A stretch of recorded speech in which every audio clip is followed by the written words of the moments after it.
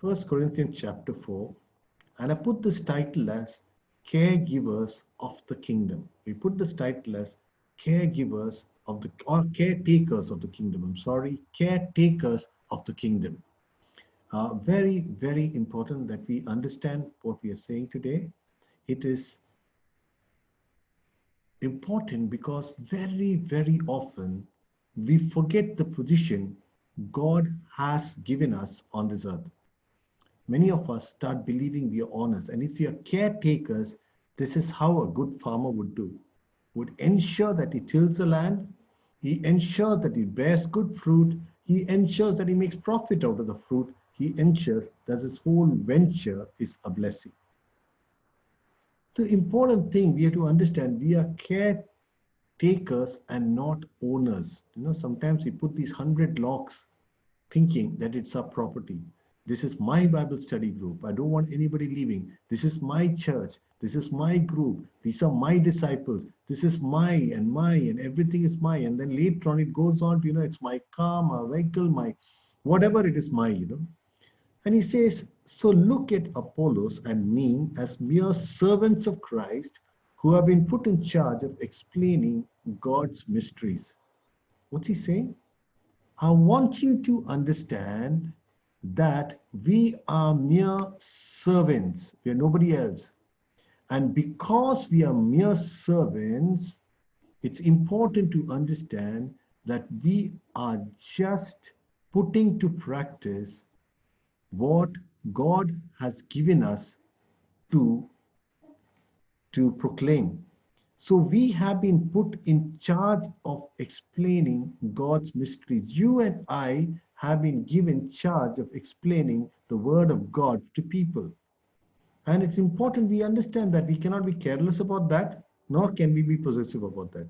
Now, a person who is put in charge as a manager must be faithful. It's an important question. So we're going to spend a lot of time today trying to get these two things into our mind. So we understand that I am a faithful steward, not the owner of everything. And we'll come to that. I am a faithful watchman. I am a faithful keeper of the, the things that God has asked me to keep, and I cannot give up that responsibility. So what is the meaning of a steward? So a steward is a caretaker. He is responsible for the optimal use of what has been entrusted to him. He is responsible for the optimal use of what has been entrusted to you. The word of God has been entrusted to you. Your co-workers have been entrusted to you. Your neighbors have been entrusted to you. Your children, your parents, your brothers, your sisters, all of them have been entrusted to you. And we are responsible for the optimal use of what has been entrusted to us. We can improve on what is entrusted. We have a house, I can improve it.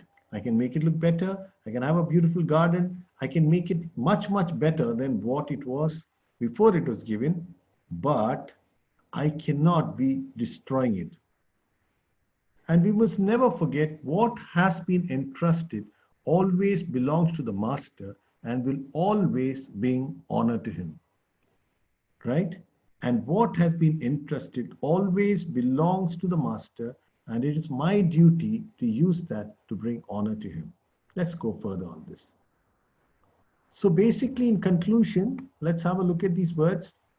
I am a caretaker, right? I am responsible for the optimal use of what has been entrusted to me. I can improve on what has been entrusted. What has been entrusted to me always belongs to mercy. Can you understand the I? I am and have an important role, but I don't own it because I am a caretaker and God expects me to be a faithful caretaker. If you look in Luke chapter 16, he talks about the corrupt caretaker, the corrupt steward. He was wasting the money away and he's been told that he has to give up his stewardship. So what was the problem? The steward wasted the goods. He was not willing to give an account of his stewardship, the way he was swindling and wasting money. Whatever position he had was because he was a rich man's steward. He was an important man because a rich man's steward, and sometimes he felt like he could do anything with it. Then God says, whoever can be trusted with less can be trusted with much. In other says, God is looking at the kind of stewardship you have, and he's telling that unless and until you're responsible for the little I give you, I cannot trust you with more. So if I'm responsible to my brother and sister, I'm responsible for that one friend God gives you, then God starts giving me 100 friends and 1,000 friends, and it goes on going like that.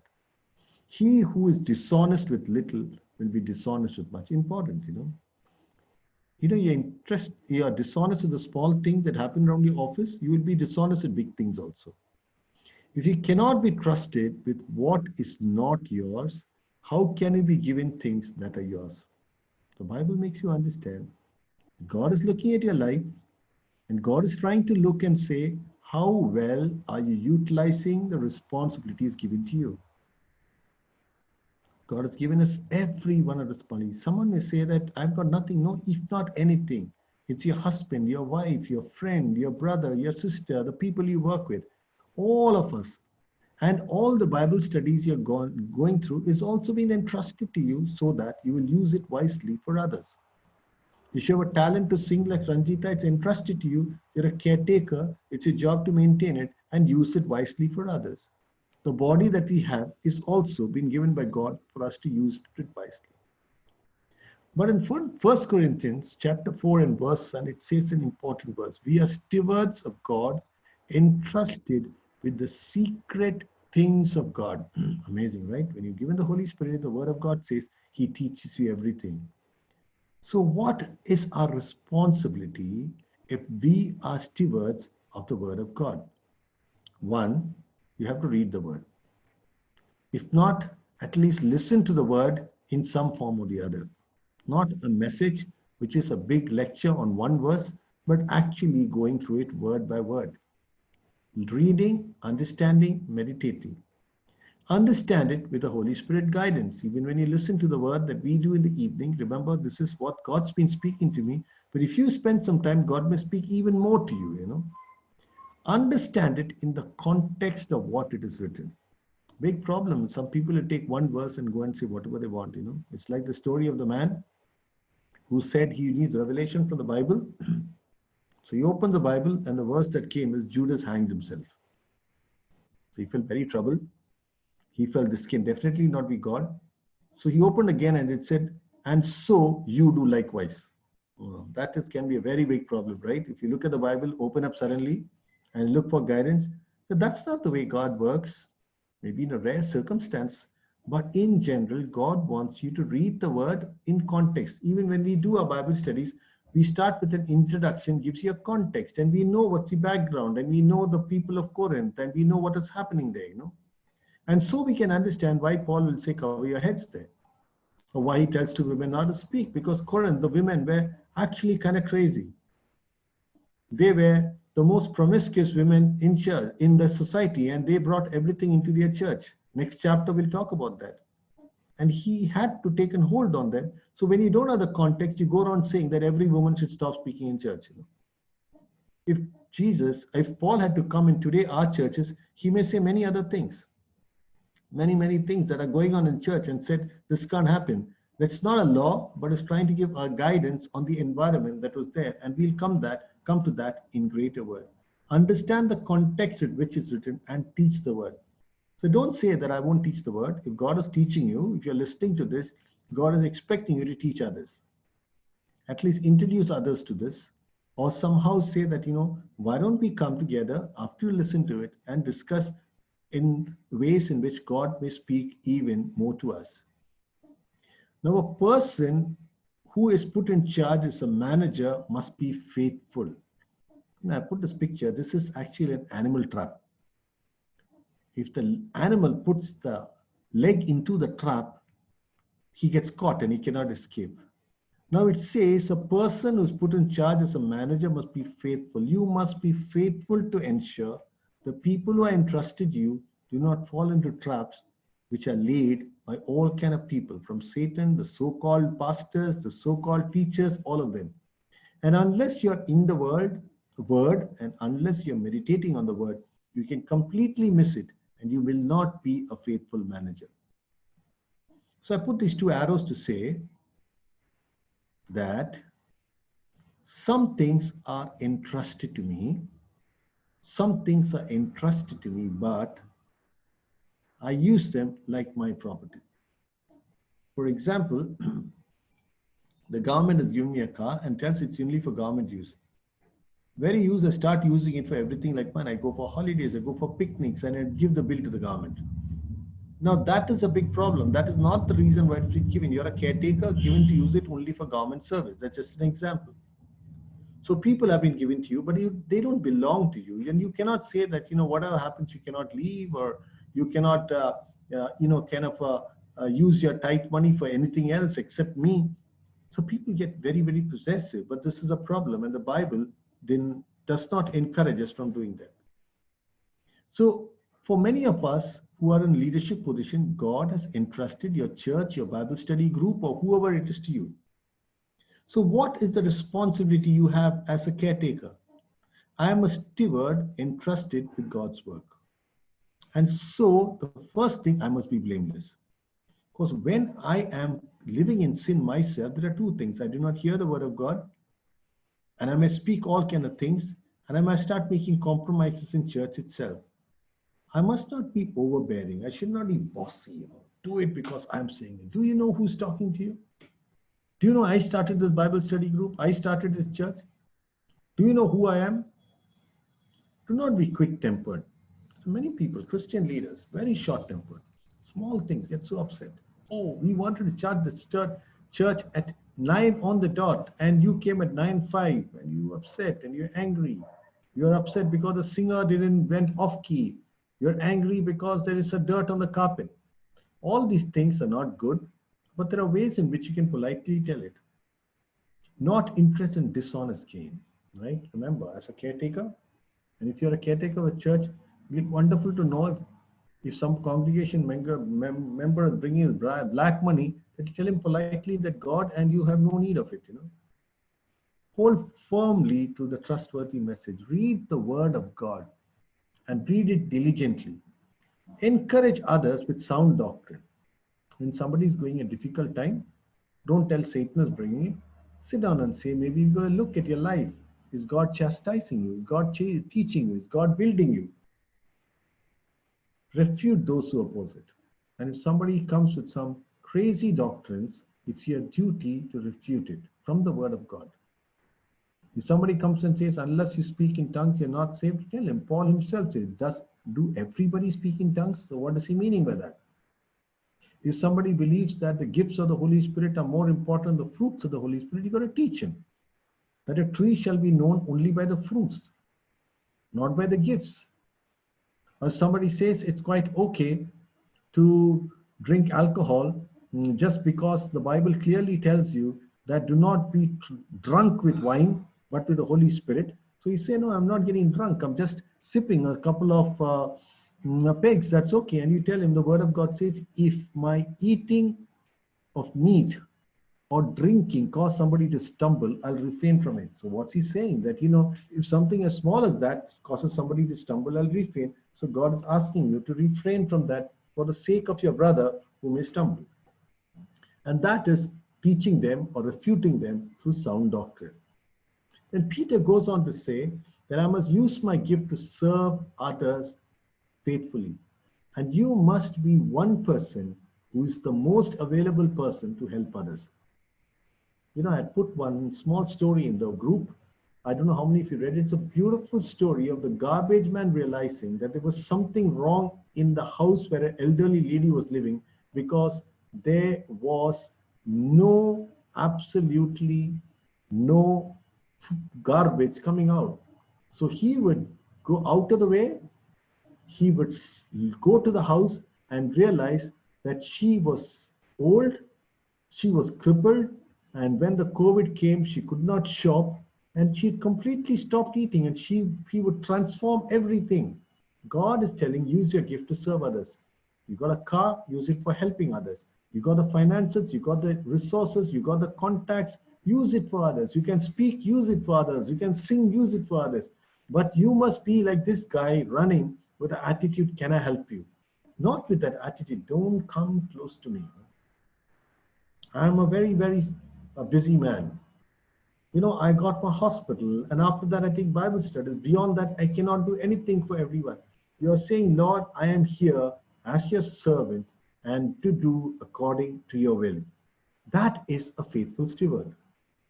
In Jude 11, it says, be careful of the sin of Balaam, watch out for the sin of Cain. This is a problem with many stewards and caretakers. They use the Bible to make money. I'll prophesy for money. I'll pray for money. And I will have people coming in my church, and the messages are all about giving tithes only to the church and how your money will multiply. And on TV, wow, it's amazing. The way they keep on playing, give, so that he buys another aeroplane or buys another mansion. Are you one of those types who are using the gospel to make money? And God is looking at you. We are called to be caretakers of the gospel. Caretakers of the word of God. Caretakers of people around us. Caretakers of our own body. And each one of these things we have to give an account for. Also, remember from verse 3 and 4. We are coming back to verse 3 and 4 of chapter 4 of 1 Corinthians. I'll just digress a little because it's so important to understand this truth. You and I am a caretaker. Caretaker of the word of God. Caretaker of people around us. Caretaker of the environment. Caretaker of just about everything that you can see, hear, or feel. Then Paul is telling, as for me, it matters very little how I might be evaluated by you or by any human authority. I don't even trust my own judgment at this point. My conscience is clear, but that doesn't prove I'm right. It is the Lord himself who will examine me and decide.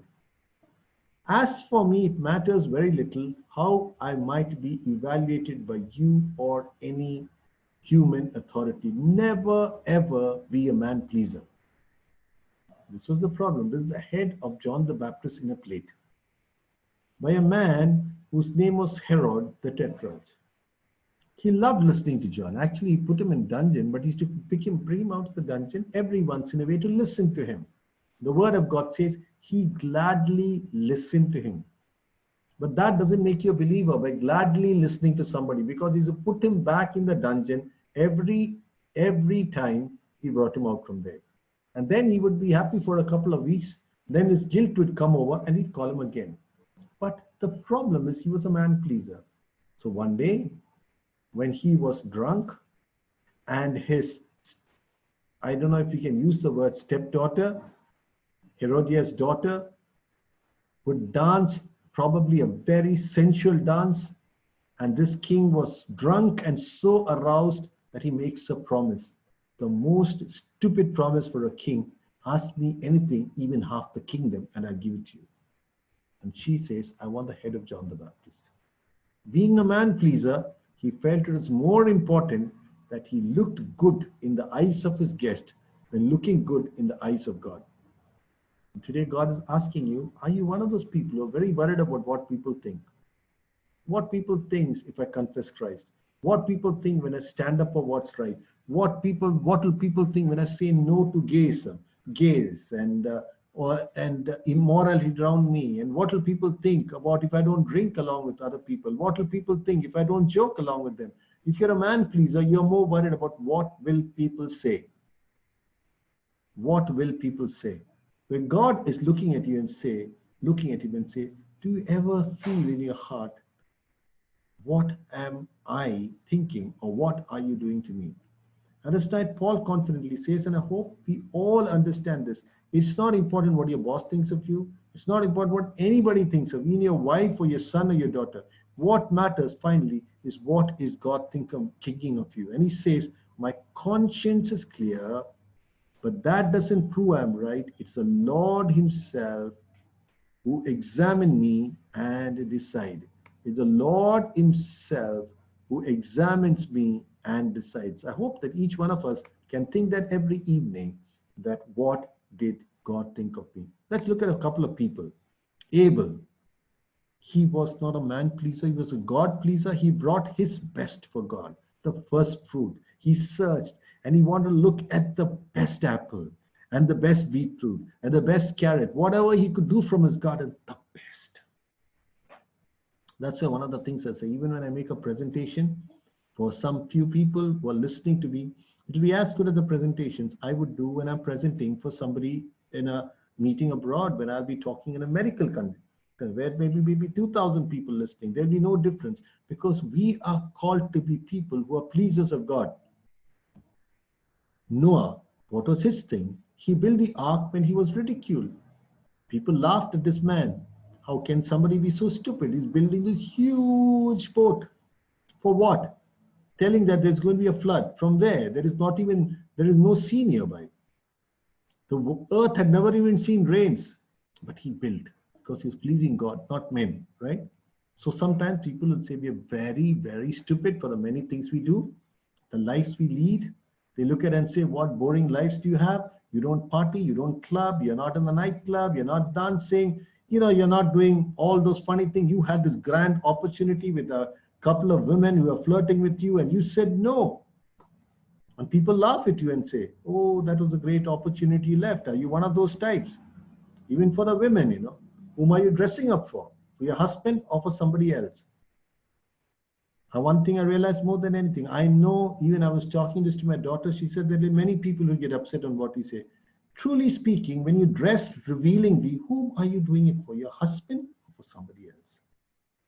Clothes that can be so obnoxious that in the church people cannot focus on the word of God, but he's carried away by the way you're dressed. And we'll come back to that very soon, especially in the next Bible study. Are we men pleasers? Abraham at 99 joined with his 89-year-old wife. Just imagine that. They would have been the biggest peals of laughter in the camps that day. A 99-year-old man, the word of God says that he was old. The word of God says that he was good as dead. Calls his 89-year-old wife into his bedroom. Unfortunately, during that time, it is not a private affair. The bridesmaid have to prepare you to present yourself to the husband. And that night, as the bridesmaids were preparing Sarah, they would be laughing. What are these two creaky old people going to do? They were not worried of what people would say. They were more concerned with what God would say, and God would give them a son, the name of Isaac. What about David? David would let go of Saul when everybody thought that was the most stupid thing ever. After all, Saul was his enemy. Saul was out to kill him. And David would say that he would never touch God's anointed. What about the disciples? They preached though they were hated. They preached though they were stoned. They preached when they were not popular. They were disliked by many, but they continued their good work. And this is something God's asking us today. Are we pleasers of men? In everything. The way you talk, when you gossip with others so that you fit into the crowd, the way you dress, the way you behave, the words that you choose to use. You're a men pleaser, so somebody is doing something ridiculous and you do not want to tell him that this is wrong. When somebody is sitting in the group and he's started some conversation which is so unhealthy, you cannot say, because you feel you lose friendship, you will lose the group. The Bible study may get split because you're strict. God is not bothered about the numbers of people in our Bible study, in our churches, the mega churches. That's why I have problems. Some mega churches are awesome, I don't deny, but very often they are more worried about the numbers rather than telling them the truth. Not everybody, but these are important things to consider in our life. And also, Paul goes on to say, so don't make judgments about anyone ahead of time. No, very important. Just as soon as there's an air crash in Calicut, people are already making judgments. Oh, the pilot, the pilot should not have landed in Calicut. The pilot should have done this. Why are you making judgments before the black box shows everything? No, that's a problem. And it says, don't make judgments about anyone ahead of time before the Lord returns, for he will bring our darkest secrets to light, will reveal our private motives. Then God will give to each one whatever praise is due. You know, God knows what is the mask that is, what is behind that mask. God knows, the mask is so wonderful. Hello, brother. I'm so concerned about you. I've been praying about you, never prayed you in one word. My heart has been troubled about you. Behind your back, you're just wondering. This guy, I know this guy, I don't even trust him. Oh, that this guy, he's got a lot of money, must is making it through black means. This is a judgment you're making, and you pretend to be wonderful, or whatever it is, or the reverse. You're cheating people, collecting money to all kind of evil means, and pretend to be wonderful. Sinful. Sometimes you're a wonderful person trying to be very nice to children. Behind the back, even that is sin, because in your sinful mind, you're abusing them. God knows every dark secret. The mind, the way you behave, the way you hug people, the way you look at people, the way you collect your money, the attitude you have for your brother-in-laws and your mother-in-laws and your sister-in-laws. God knows everything. And when God will come one day, he says he will reveal our private motives. He's telling to the church of Corinth, you guys are very arrogant. Some of you guys are very rich. Some of you guys pretend to be the leaders of the church. But I know the private lives that you lead. Immoral to a level that is unbelievable. Practicing immorality within the church. And trying to pretend you're somebody. And God knows what's behind that mask. Do you try to prove you're better? Always, always trying to draw attention to this little ball that is jumping up and down. Dear brothers and sisters, I have used Apollos and myself to illustrate what I have been saying. If you pay attention to what I quoted from the scriptures, you won't be proud of one leader at the expense of the other. For what gives you the right to make such a judgment? What do you have that God hasn't given you? And if everything you have is from God, why boast as though it was not a gift? What he's trying to say, you were baptized by Apollos. Some of you were baptized by me. Somebody was baptized by somebody else. But he says in the end, don't you understand? This is a gift that God gave you. God just used one of us.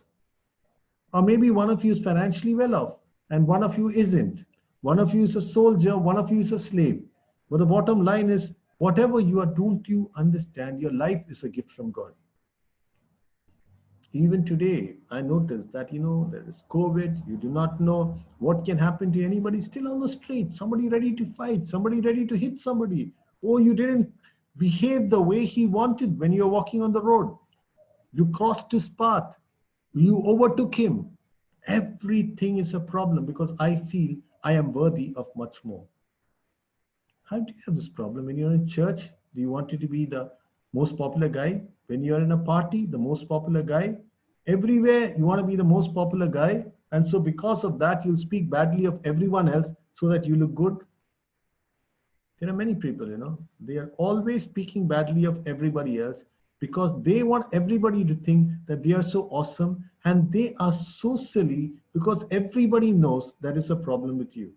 And the Bible, Paul is telling, please don't do this. Don't start comparing one person to another in your church, one leader to another leader, one speaker to another speaker, because understand they are just operating by the gift that God has given them. And he goes on to say, you think you already have everything you need. You think you already rich. You have begun to reign in God's kingdom without us. I wish you really were reigning already, for then he would be reigning with you. So in Corinth, I said there was a problem in the church. They were poor and they were rich also. And the rich started becoming very important because every church is that. They run behind the rich because they give more money during the auction. They'll give more money to buy things for the church. They'll give money for this. So I am very nice to this man. And after some time, they actually start ruling the church because they think they're called to be rulers. And Paul is saying, if you guys are so good, if you sincerely are reigning, it'd be wonderful. We'll reign with you. And Jesus talks about this, about rich people who cannot enter the kingdom of God. And it says it is not like passing a thread to the eye of a needle, but it's like this, saying it is as difficult for a camel to go through the eye of the needle as for a rich man. But rich, I'm not talking just financially rich, rich in the way you think about yourself, filled with pride. Maybe it's knowledge, maybe it's money, maybe it's a position that you have, maybe even looks that you have. It could be anything. And God says, with that attitude, you can never enter the kingdom of God. And actually, the disciples were so stunned that when Jesus tells this to the rich young ruler, saying that you sell everything and come, and that he actually say, who then can enter the kingdom of God? Who then can enter the kingdom of God? And Jesus says one thing. He says, it was when Jesus saw this, he said how hard it is for the rich to enter the kingdom of God. In fact, it's easier for a camel to go to the eye of a needle than for a rich man to enter the kingdom of God. What he's saying is impossible for the rich man to enter the kingdom of God. And those who heard this said, then who in the world can be saved? And he said, what is impossible for people is possible with God. What God is saying, God can make a camel also go to the eye of a needle. God is the only person who can make you go through the eye of a needle. God is the only person who can make you enter the kingdom of God. Not your position, not your pride, not your scholarship, not your education, not your PhDs, not your ability to rattle the word of God from Genesis chapter 1 to Revelation last line. No, none of those things. It is God. And so the Psalms 51:17 says, my sacrifice, O God, is a broken spirit. A broken and a contrite heart, you, O God, will not despise. You want to enter the kingdom of God? Come with a broken heart.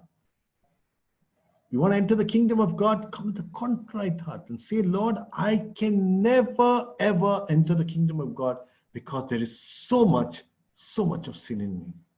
There is so much of crap in me, oh God. I just can't get out of this.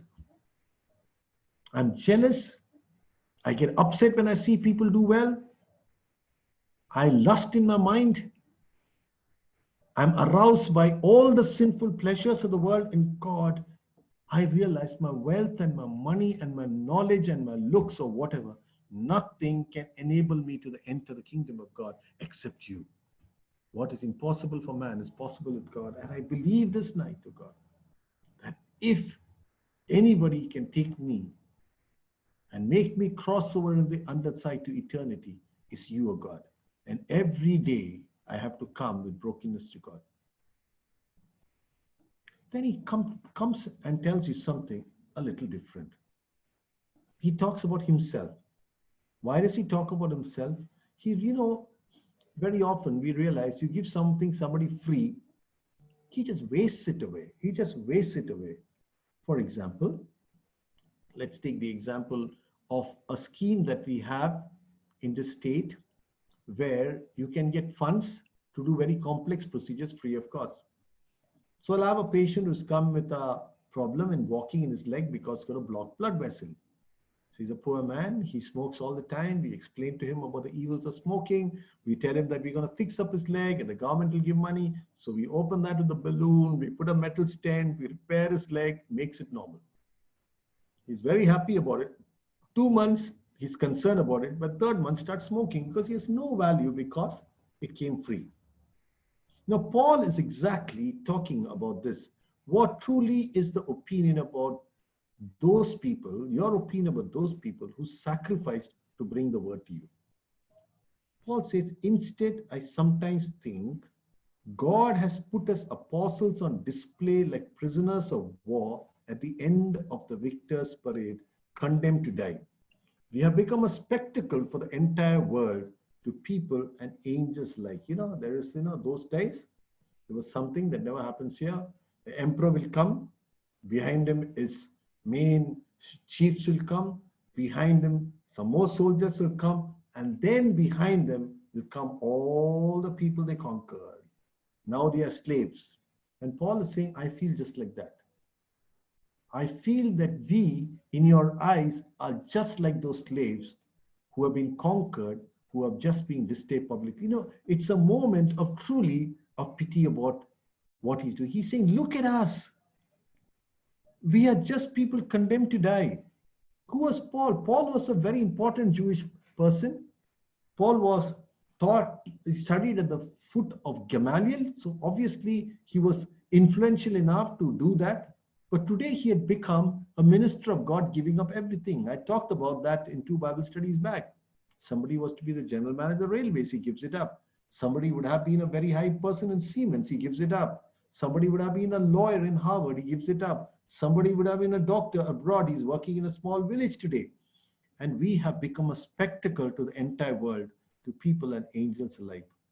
Our dedication to Christ makes us look like fools, but you claim to be so wise in Christ. We are weak, but you are powerful. We are weak. We don't have the influence to get a seat when we travel by train. We don't have the ability to stay in a good hotel when we eat. We have to manage it whatever we get. You are honored when you go to places. We are not honored. In most of the places, because of the clothes I have to wear is not affordable, people will give me a back seat. Even now, we go hungry and thirsty. We don't have enough clothes to keep warm. We are often beaten. We have no home. We work wearily with our own hands to learn, and even on Paul is to even work tents.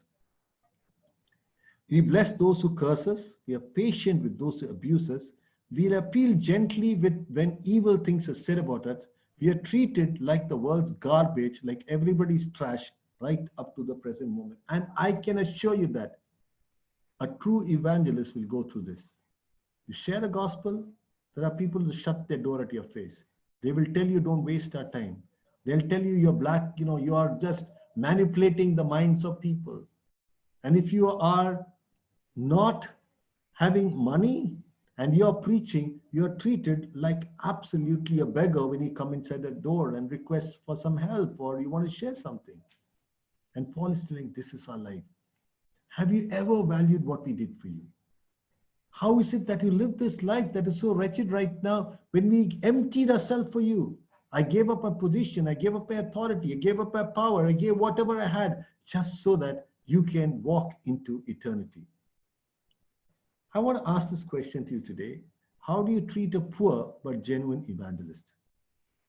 I don't want you to tell me how you treat a well-known evangelist who's very powerful, who comes in his fancy car. No, I'm talking about a simple evangelist who's working in the villages of India, who cannot speak English properly, who struggles with communication, but he's doing work in the interior missions of India. And you meet him one day as you're coming down, he's sitting by the side of you in the train or waiting somewhere, and he says, I'm getting down in your city of Pune or Bangalore or Hyderabad or wherever it is. And you ask him, so where are you staying? And he says, I have no place to stay. Will you give him the best hotel that you can afford? Or will you give him the best room in your house? The best food you can offer? Start taking care of his travel needs and his family's needs? And respect and value his word? Or are you the type you think, look at that man, I don't think he deserves anything. So let's put him in the cheapest hotel, and then you feel so good because you went out of the way and helped him. Any room in your house, any food, it doesn't matter. Travel in the worst way you can ask. Give him a ticket, go by second class, unreserved compartment, and not even bother for what he teaches just because he doesn't look impressive. Paul may not have looked very impressive because he had a very difficult time. He had decided that he will not take the money that the church should give and want to work with his own hands. And Paul is talking from his experience. Some of the greatest ministers that you see in rural areas are people who have no money. And they are the only ones who are even willing to go into this deep interior missions. And all of us have to understand that in the eyes of God, they are beautiful. How beautiful are the feet of them that bring good news. If I have to ever put another evangelist or a preacher in a place to stay, I will always put him in a place where I will stay. Now, I cannot make him live in a way that is worse than the way that I live. Because I think it's wrong. When I travel, when people invite me to speak, they put me into extremely nice places. And I'm comfortable with that. I can wake up fresh with that. I have time to prepare, I have time to talk, and I always do that for anybody whom I have decided that I should host. Because in no way are they inferior to my relatives, no way is he inferior to me. And I want you to think about that God asked them, I'm not asking you to treat him better than you treat yourself, but at least the way you treat yourself. The food that you like. There are times where God may ask you to buy clothes for somebody and just do it because you do not know his heart. And tonight I'm asking you this. God looks at our attitude. The hero in this world are those people who work in the most difficult circumstances. And God is asking you, like Paul says, what have we become? A spectacle for people to laugh, or do you make every effort to make his life good? Verse 14 is awesome. There are very few people who can say this. It says, I am not writing these things to shame you, but to warn you as my beloved children. For even if you had 10,000 others to teach you about Christ, you have only one spiritual father. For I became your father in Christ Jesus when I preached the good news to you. So I urge you to imitate me. Now, I wonder how many of us have the boldness. We did that even some time back. Can you tell, imitate me to your children? Can you tell, imitate me to your wife? Can you tell, imitate me to the colleagues in your office, in your workplace? Can you say, imitate me everywhere and say, imitate me as I imitate Christ? And Paul is telling it in all sincerity, imitate me. I collect money and I distribute it to other churches. You call me and I'm there for you. I suffer for you. Even if you stone me, I come back to the same place like what happened in Lystra. Jailed, beaten, and I come back and preach over there because that's my love for you. Once I leave the place, I keep on listening, hearing how you're doing. So I keep follow-ups on you and I keep writing letters and I'm spending money of my own pocket. We told that it's very expensive to write a letter those days. And I urge you to imitate me. I spend my time in prayer praying for you. And all the things that Paul says, Paul is asking, can you imitate that?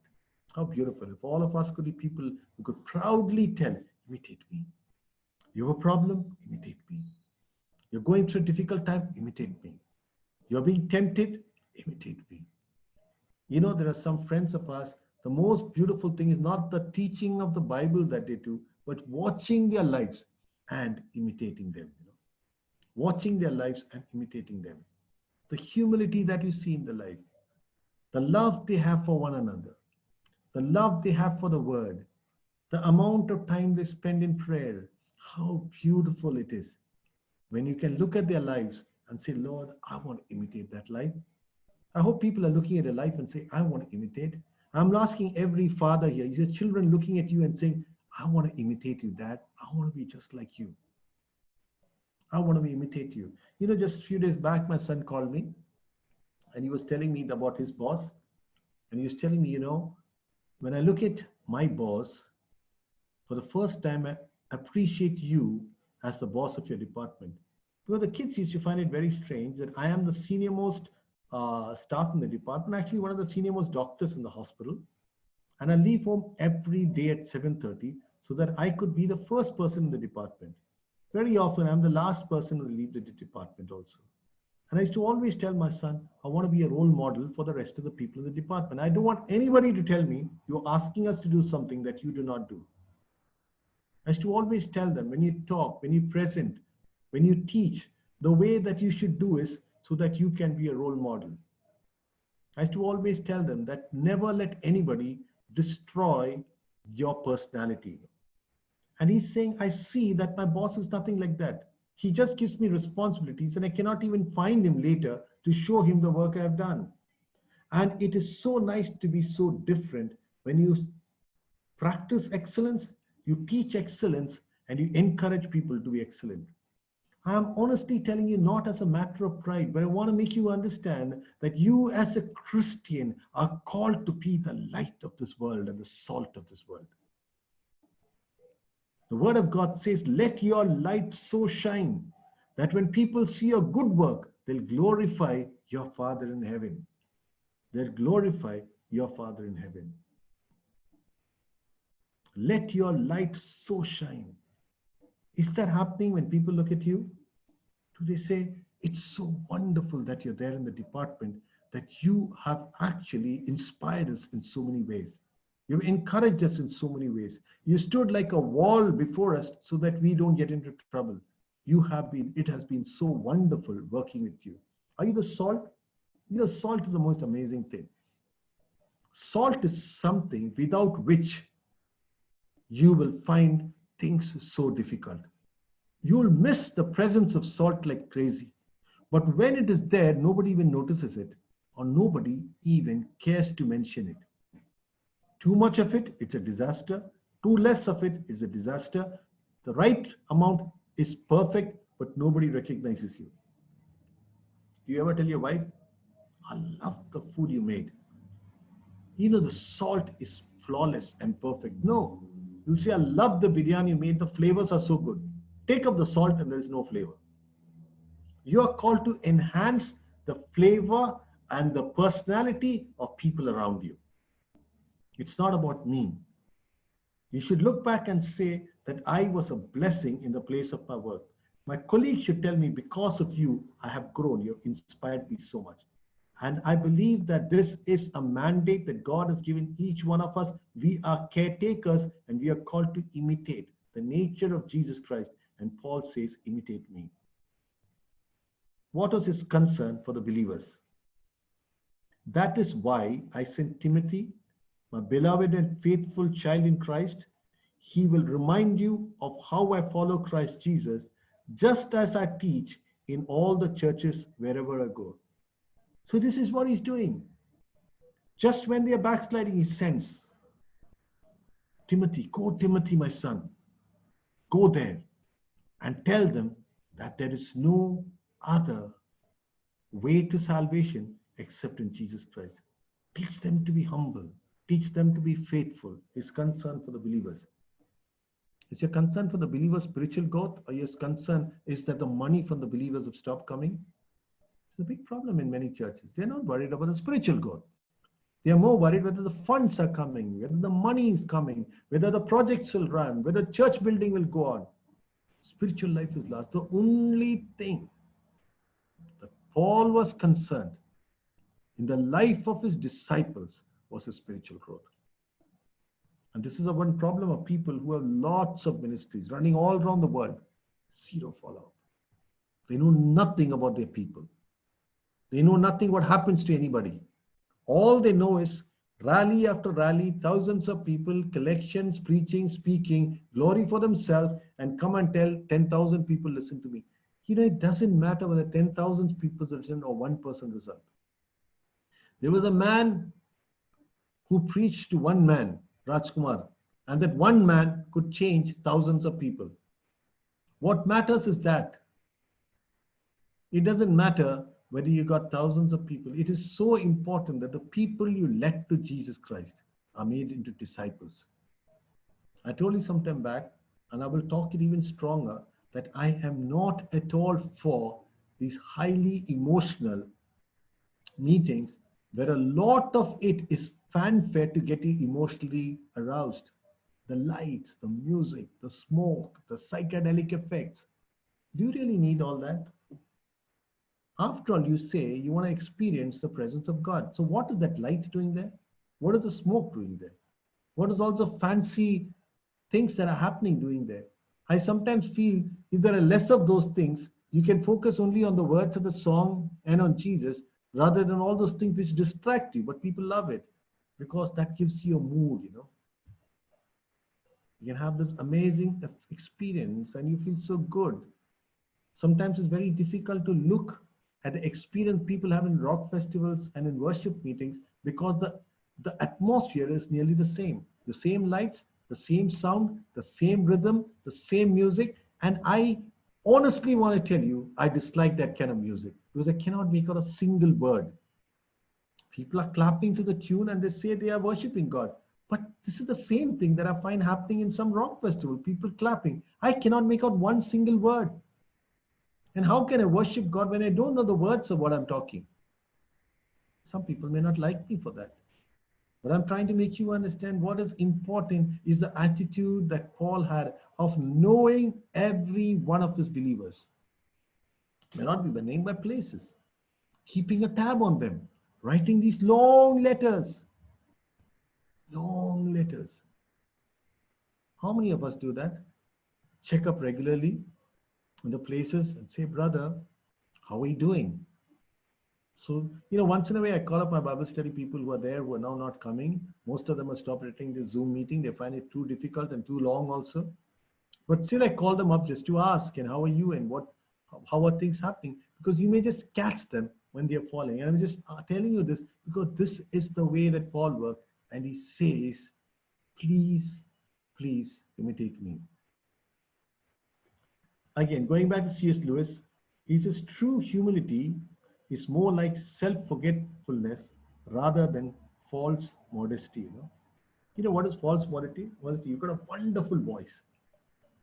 Ranjita, come sing for us. I know you've got a wonderful voice.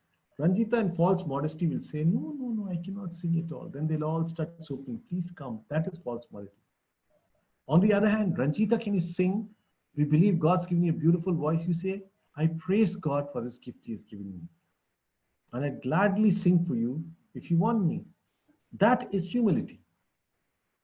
Many of us are false humility. I am just a worm. I am just dust. You treat him like dust, tomorrow you'll understand. The church is full of hypocrisy. Some of you have become arrogant, thinking, I will not visit you again, but I will come and soon, if the Lord lets me. And then I'll find out whether these arrogant people just give pretender speeches or whether they really have God's power. Everybody wants to preach. Everybody wants to preach in church. Nobody wants to preach on the roadside. Pretender speeches. Oh, the Lord did this in my life. Stand, faithful in the time of trials. One small trial, totally broken. I've seen believers who come to the hospital shattered because they're going for surgery the next day, so terrified you cannot believe what God is worshiping. I find simple people not boasting anything, looking so normal and say, I know the Lord will take care of them. And Paul is saying, I just want to meet these arrogant people who come to the church and give these big, bold statements. I know where I am going. I know the Lord is waiting for me. He is waiting in heaven. There'll be a celebration. I am not bothered for anything. Go back, slapping his wife, cheating on his wife, doing the most funny things with his life, and come and pretending to be the most holiest person. You talk about love, you treat your maid servant worse than the dog that's eating in your house. Because you believe that, Christians, the amount of child labor that goes in Christian homes, the amount of children who work like maid servants in many people's houses, shame on you. We call ourselves as people of the living God. That child should be educated. It's your duty to educate. And you'll say, I'm doing social service. The child had nothing to eat, so I brought him home to feed him. You're using him like cheap labor. Make him do all the dirty things. Sometimes you'll be shocked the kind of things Christians do in the name of Jesus Christ. Make money in the name of Jesus Christ. Start orphanages in the name of Jesus Christ to make money again. Swindle the public. Swindle money from foreign countries. Telling that, you're taking money for an orphanage. And at the end of the day, your house is 1,000 times bigger than the orphan's house. The money is not coming for your house. I know there are wonderful people, have their own business, they do all that. And they also take support to run some amazing orphanages. Your children study in fancy schools. The orphanage kids, the worst school. Because you're using them for commercial gains. And this is what Paul is saying, I'll come back. And I want to listen to you guys who talk such big pompous words. about your wonderful work you're doing for God, of how much of honesty and integrity is there in that. You know, that's why in Jude it says, woe to you who brought the sin of Balaam to church. What did Balaam do? He'd say, I'll prophesy, you give me money, For money would prophecy, and for money, he was willing to corrupt Israel by bringing Canaanite women so that he could curse them, This is our church. And today, we do not know where we are heading, because the very people who say that you cannot worship God and Mammon keep worshipping Mammon. All of them excited about the lives that they lead. And hypocrisy is the worst sin in the church.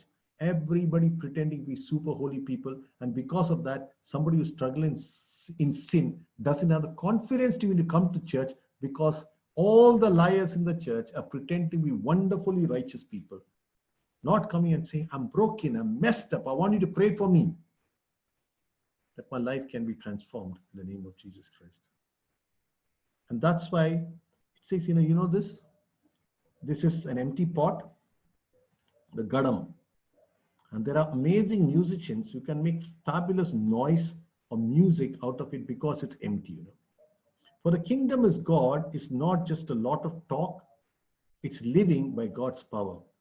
Which do you choose? Should I come with a rod to punish you, or should I come with love as a gentle spirit? For the kingdom of God is not just a lot of talk, not a lot of noise. Hallelujah, praise the Lord, shout loudly. Is your God deaf that you have to shout so loudly? I never understand these things, Let your neighbors know that we have a living God. The neighbors say you're so noisy, you're a nuisance for the neighborhood, That is the truth. Empty vessels make a lot of noise. It's a fact. All the screaming, oh, hallelujah, praise the Lord, praise the Lord. Sometimes you wonder, what are they praising God for? Because the end of it, if we ask him, can you please tell me the message that you heard today? They can't remember a single word.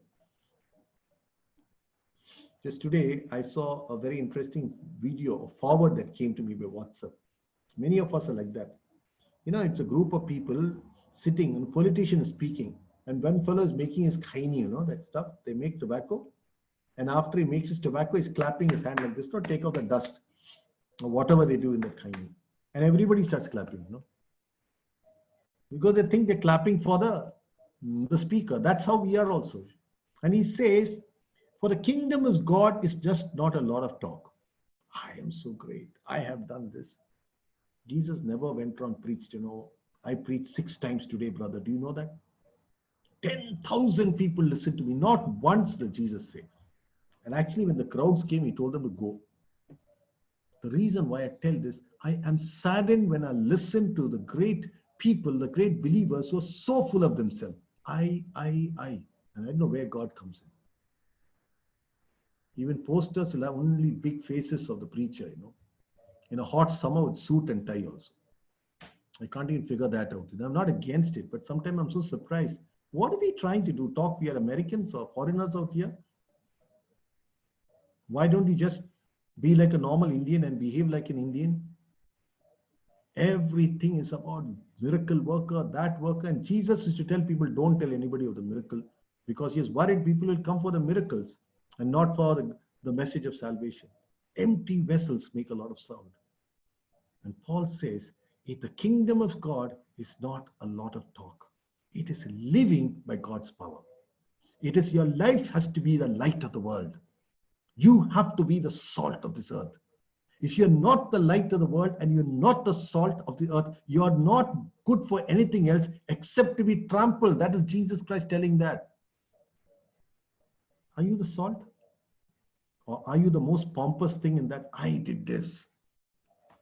My organization going because of me. I'm not a salt. I am that big, massive piece of meat in the biryani, that makes it look so good and important, I can't be the salt because nobody gives credit to salt. Yes, I know. Salt has transformed the dish. From a total insipid biryani, it's made it the most tasty biryani because I put the right amount of salt. And I want credit for that. I have to be told by everybody that I am the most important ingredient in that biryani or inside the pickle or inside whatever it is. Because I am not the salt. I can bring flavor, but you better give me credit or I'm walking out of the church. Inside that place, Paul is telling to the church of Corinth, I will come. And God is telling each of you, one day you will be tested by fire. I want to see how many of these things will last the test of fire. When I talk about this, am I right? No. There are enough problems in my own life. When a nurse will correct me, I've learned in humility to understand many times they are right. Otherwise, you'll get irritated and tell them, I know much more than you. When a watchman stops you and says, can you show your ID card? I don't know you. Initially, I used to get irritated till I understood how bad it looks. That man is doing his work. He doesn't know me. That's all. Empty people make a lot of noise. And God is looking at our lives and asking us, are we truly the light and the salt of this earth? Do you want to be people who preach without any fruits? Jesus goes to that fig tree that is barren, full of leaves. Looks wonderful. Very healthy looking fruit tree. Goes there and looks for some figs. There was nothing. And Jesus curses that tree. And it never would bear fruits again. It was a lesson for all the disciples. The same God who cursed the fig tree can curse all of us who bear no fruits, but only talk big things, And we would cease to exist. And we would cease to exist. Tonight, I just wanted to quickly run you through where we started and where we ended, hoping that the Holy Spirit is speaking to you tonight, calling you to a closer walk and a much more responsible walk with Jesus Christ, a much more responsible walk.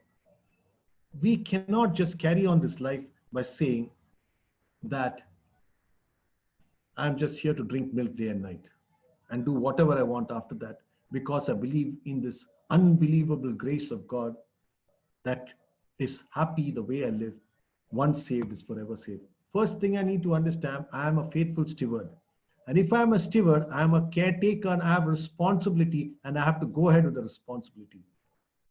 And it is my duty not to be like this faithless steward who finally God had to throw away from the job because he was not doing his job properly. You must understand that God has given the word of God and the capability to read the word of God in whatever language, and the advantage to listen to people and to read commentaries and to spend time with God, that God may speak to you so that you can use it for the glory of God. So God is telling you, you read the word, understand the word, find the context of it and teach the word. You have to ensure that people don't fall into traps, but it's your duty to save them from falling. I cannot say that things trusted to me are my property. I should be grateful. From our Bible study group, so many people have started other groups of their own. We are so excited about that. We are so happy they started. Some people have started their little churches. We are so happy that they've grown and left. My church is important to me, but I have to be a role model in that church. I have to be the image of Christ that people can imitate me. I must be available for people. I should not be using the word of God to commercialize and gain. I should not be a man pleaser who's always out to please people. I am very popular and well loved. And God is telling you, it's time you change and you become a pleaser of the living God. We talked about all the great people of the Bible, people of great faith, who are not pleasers of men, but pleasers of the living God. And one day your mask will be taken up. You can say all your hallelujahs, all your praise the Lords, all your dancing, all your lifting in of hands, pretending we one day it will stripped away. And you'll stand face to face naked before God. And God will reveal to each one of us what we really are. Do I am out here always to take credit for myself? Or am I one of those people so puffed up with pride that I can never enter the kingdom of God because I've become a camel? A camel that has become too big to pass through the eye of the needle. Humble yourself that God can again make you fit back into the needle hole. And that can only happen with a contrite heart.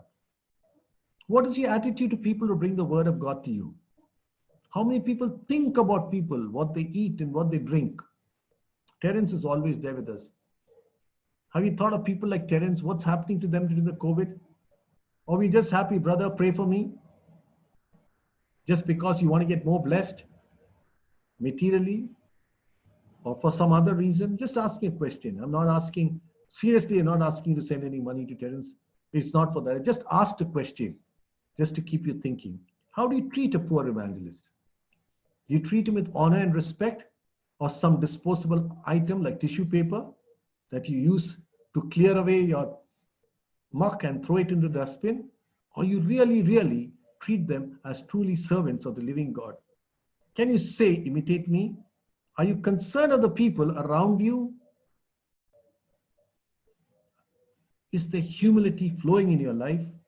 And most important, are you that big, fat, empty vessel that makes the loud of sound, but has got nothing inside it? This night, God is asking you this question. Are you bearing fruits? Every tree that does not bear fruits will be cut and thrown into the fire. But if you abide with me, says the Lord, you will bear much fruit. Without me, you can do nothing. Did I get too emotional this night as I spoke? We are the reason that people look down and laugh at the Christians.